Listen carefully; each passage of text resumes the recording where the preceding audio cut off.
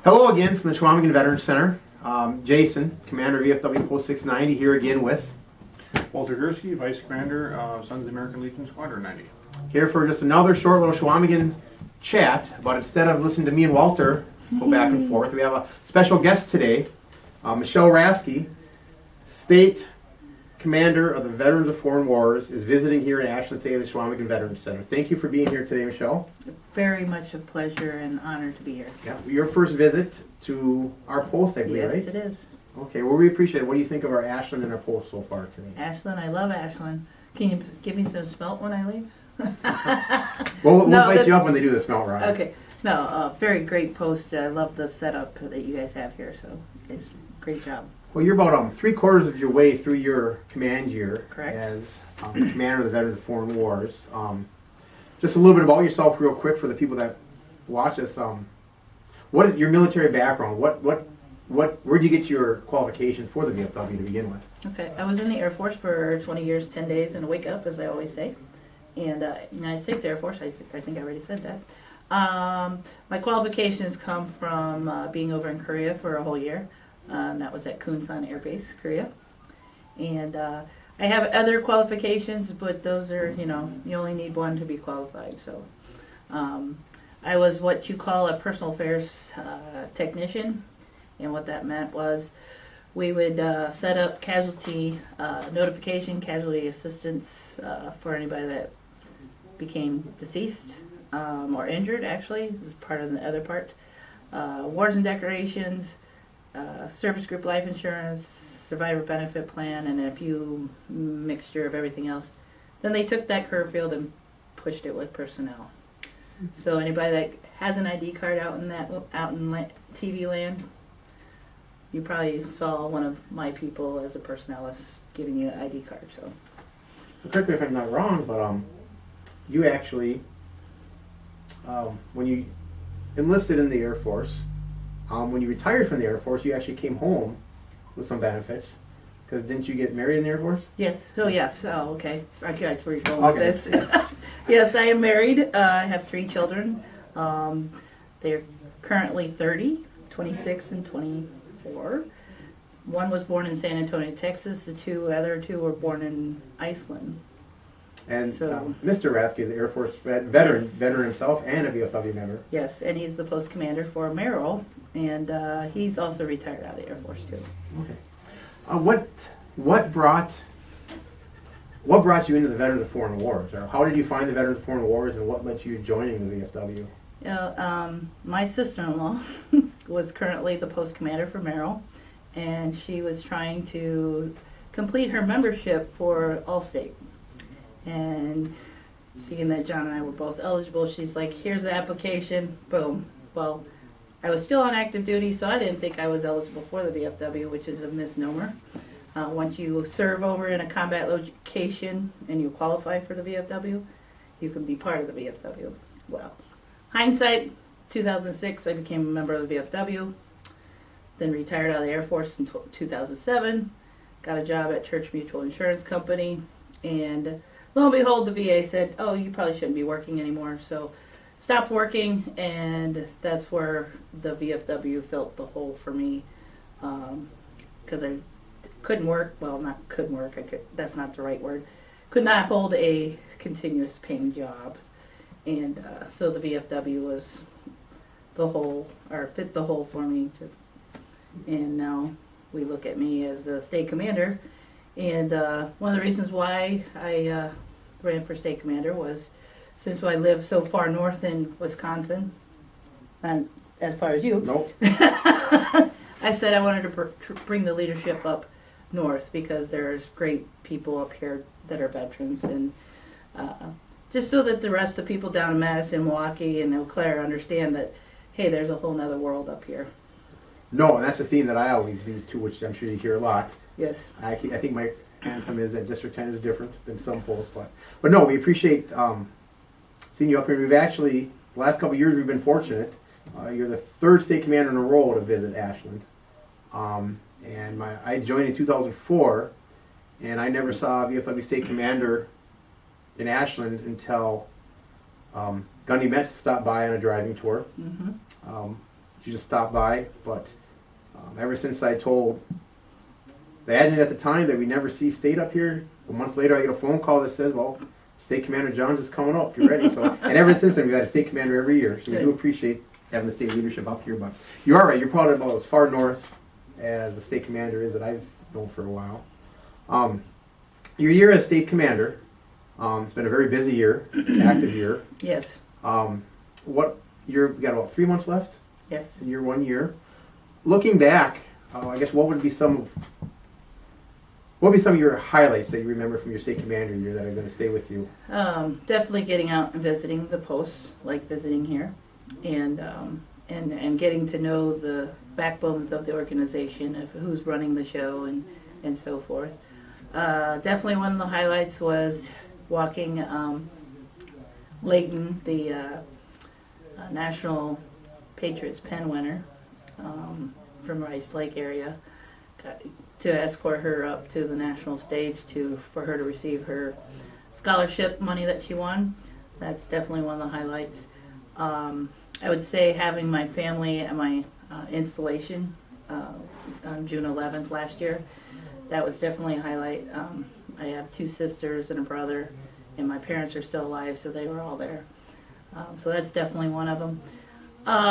Just getting to know some great veterans and people from also different organizations like Sons of American Legion. I have met one of your members, Frank, over the years, and I think he and I have kind of gotten that friendship bond, because when we see each other at different events, he's either at American Legion and I'm representing the VFW. It's kind of neat how that kind of goes across.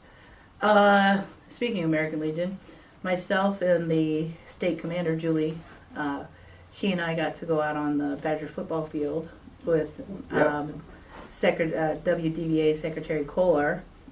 That was a pretty neat experience for 2 female state commanders, which has never happened in history yet till this year. So that's kind of a neat thing.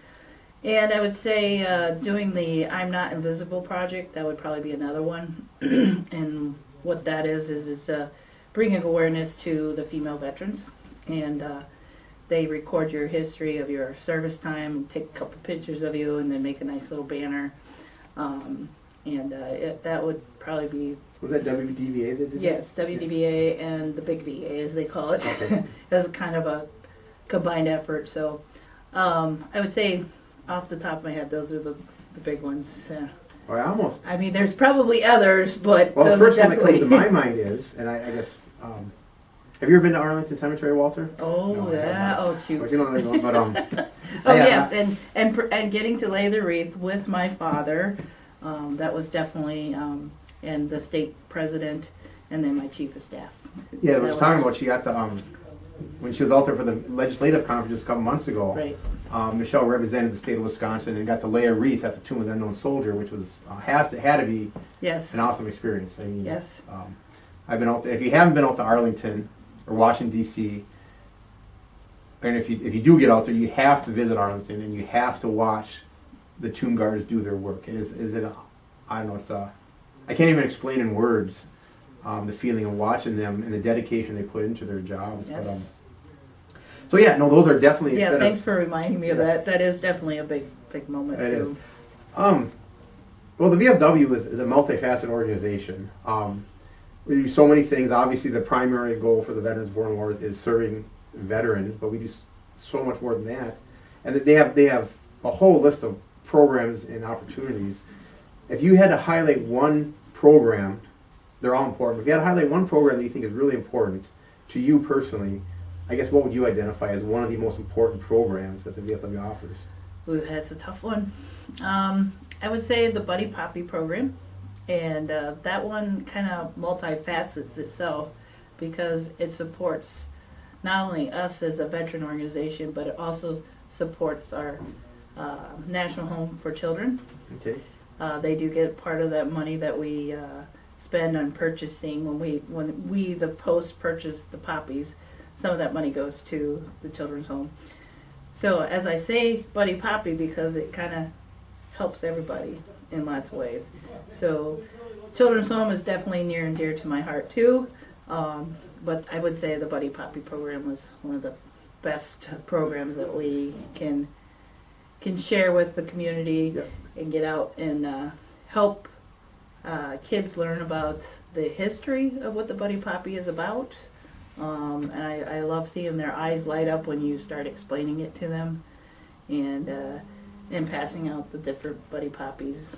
And which reminds me that our district commander today forgot to have a Buddy Poppy report at the district meeting and stuff like that. But That's okay.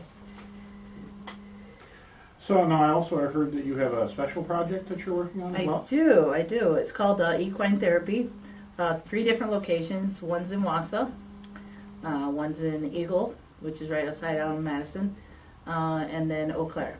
And those 3 facilities help out with bringing veterans in to help with their PTSD, or not their PTSD, PTS. I'm supposed to not say D anymore. PTS.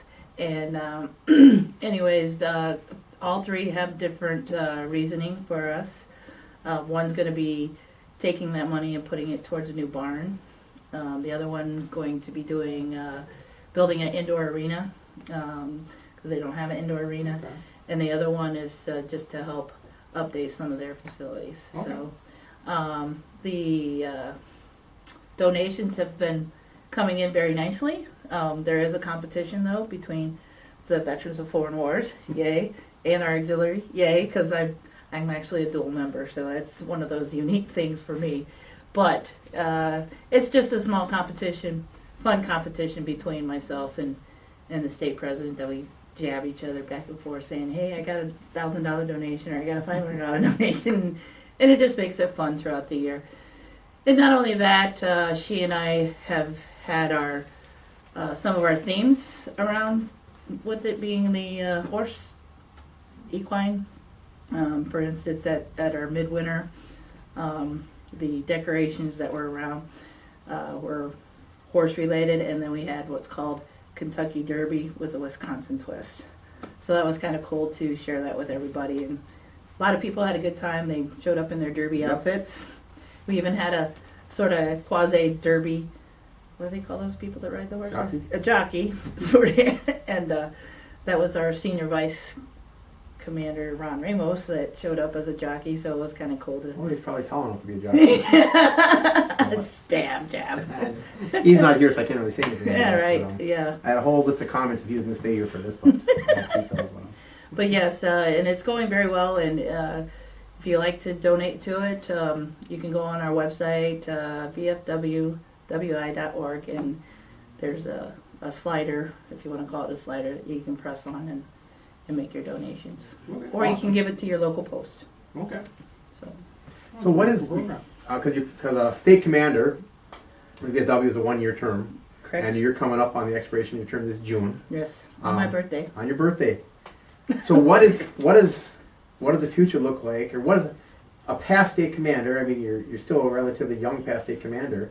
So what does the immediate future look like for a past state commander? Well, I will be on the council for 1 more year, and my role is to advise the new commander that comes in and just kind of help continue to groom, just like all my past state commanders did for me. And not only that, to mentor other future leaders into our into the state level, because it's not an easy position to move into. You do have to have a little bit of thick skin. And you gotta be very, I wouldn't say political, that's the wrong word. You definitely can't show your emotions on some things. Even though you might be passionate about something, you can't necessarily throw that out there. So, That kind of leads to my next question. So, I mean, do you have any advice for your something? But that kind of sounds what it is, your next upcoming commander. Advice for Ron. Stay the course, keep your goals in front of you, and don't fudge your integrity. Stay with what your gut tells you and your heart tells you, and it will go a long way. Okay. Well, thank you for that. I know you've got a long drive to go. Mm-hmm. That's what happens. You come up here from Ashland is a long drive, so we're not going to keep you too much longer. But there's one more item of business. Yes. Last year, Corey Geiser came to visit, Yes. and he had come up here, we needed a special presentation. If you know what's behind us, we have this uniform behind us. That's depicting George Barr. He was a U.S. Army Air Forces veteran of World War II. Okay. He was a prisoner of the Japanese. He was a Doolittle Raider and spent pretty much Holy cow. 3 years and some months Yes. as a prisoner. 6 months for every one of those overseas stripes. Yep, and I haven't found any records that he joined the VFW, but he is a local citizen that we like to brag about, I guess, Yeah. because his service exemplified to me that patriotism, integrity, that character of service that he wanted. Because not only his heroic service and the sacrifice he did as 3.5 some years as POW and what he endured, but how he lived his life when he came home too and stuff like that. And what we did, and part of what Walter and I do, we like to keep his memory alive. You can see our little shelf up here Okay. with George Barr's stuff. But we just happened to have, Corey went home with one of these. This is actually George Barr's story. The 4 survived. 8 prisoners were taken and 4 survived and came home. So this is their story. Those 4 surviving Doolittle Raiders. And as an Air Force veteran, it's part of your heritage too. And there's a special section that goes really in detail on George Barr's experience. So we want to, part of us keeping his history alive here at the Chequamegon Veterans Center, we're kind of starting a tradition, 2nd year in a row, that when a state commander visits, they're going to leave here with George Barr's story. Nice. Says, to State Commander Michele Rathke, Aw. on the occasion of your visit to Post 690, 8 April 23, Ashland, Wisconsin. So, Very nice. so this is from us. So Thank hopefully you. you can Thank you very much. take time. It is a very moving story. You probably Corey's read it, and he. Ooh, there's pictures too. That'll help. Yes, there is. Yeah. So I was gonna, around us here, I was gonna tell him they were ordering a Marine Club book edition for him with big pictures. But That would crack. that's just a little ribbing on Marines. We inter-service rivalry. But go ahead. This is yours from us. So go ahead and read it and keep his story Okay. going on. So. And Walter, this is my state commander's coin. Thank you for what you've been doing with Jason here, and keep up the great work. And thank you for continuing to serve your grandpa, Yes. his history. I appreciate it. Well, thank you very much. Thank you. I'm honored. And with that, it's kind of a short Chequamegon chat today, but we thank you for the 5 of us that watch. We have a few more than that, but you're probably watching this on one of our platforms. It's either the Post 690 page or the Sons of American Legion page, or you can also go across to the Marching, what do I call my own? I can't even remember. Marching through history. Marching Through History. I'm sorry, it's been a long day. Marching Through History Facebook page, and then Walter has his... Hear my self-talk history. Yes, sorry, it has been a long day, but any of those sites carry these videos on us, and we do have some interesting ones coming up. Yes. What's our next one coming up? We want to do a Yes. quick spiel. Yeah. Once I get the editing done, because it's going to be this is a short one. That is most certainly not going to be a short one about the Battle of Manila, which I recently did a major project on in 1945. So that's going to be something to look forward to coming up. Well, to clarify, he did the project in January and February, not in 1945. Yes, I did it in January. I did it the month of February, following in a standard style I do. So episodic, everyday updates on what happened in a real-time format. I know you're an old soul, Walter, like me, but you're not that old. But no, if so go ahead to the I Like to Hear My Soft Talk History website, get a preview of that, and then coming up sometime in the next week, I think, we're going to drop that on all 4 of those sites. You can watch us discuss the Battle of Manila. A few other things we have coming up. 2 weeks, we're going to have another special guest here at the Chequamegon Chat. Renee Simpson, a past state commander, and the first female commander for the state of Wisconsin Veterans of Foreign Wars, is going to be with us and spend some time with us in the Chequamegon Veterans Center Library. And in a couple months, we already have planned, Walt and I are going to sit down and thrill you with our rendition of U.S. Grant's Vicksburg campaign, as we're coming up on the 160th anniversary of that. Look for that in June.